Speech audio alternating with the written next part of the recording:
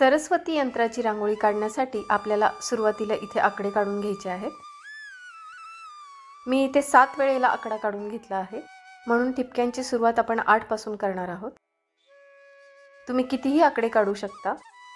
जेवढे आकडे आपण काढू त्यापेक्षा एक नंबर जास्त घेऊन ठिपक्यांची सुरुवात करायची आहे।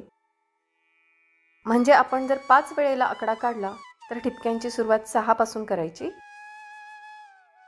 आपण जर 6 वेळेला आकडा काढला असेल तर ठिपक्यांची सुरुवात 7 पासून करायची आहे। या प्रमाणामध्ये ठिपके काढून घ्यायचे आहेत। व्हिडिओमध्ये दाखवल्याप्रमाणे स्टेप बाय स्टेप सगळे ठिपके जोडून घ्यायचे, म्हणजे तुमची ही रांगोळी अजिबात चुकणार नाही।